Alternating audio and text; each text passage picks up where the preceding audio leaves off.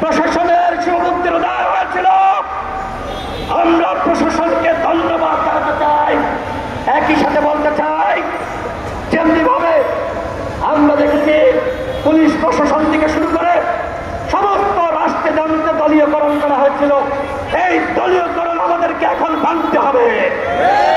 যারা আওয়ামী লীগের আমলে সুবিধা ভোগ করেছে, যাদেরকে আওয়ামী লীগের আমলে বিভিন্ন অবৈধভাবে প্রমোশন দেওয়া হয়েছে, তাদেরকে চাকরিচ্যুত করতে হবে। আজকে অন্তর্বর্তীকালীন সরকারের শপথ হয়েছে। গতকাল গণ অধিকার পরিষদের পক্ষ থেকে আমরা সেই শপথ অনুষ্ঠানে গিয়েছিলাম। আমাদের দুঃখ লেগেছে, অন্তর্বর্তীকালীন সরকার কত সময়ের জন্য বাংলাদেশকে শাসন করবে, ক্ষমতায় থাকবে, সেটি তারা বলে নাই।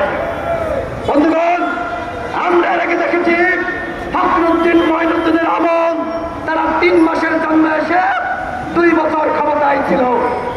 3 মাসের জন্য এসে 2 বছর ক্ষমতায় ছিল।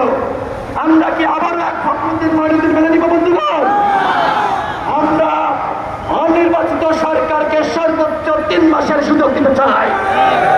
3 মাসের বেশি বাংলাদেশে অনির্বাচিত সরকার থাকতে পারবে না। আপনারা কি আমার কথার সাথে একমত?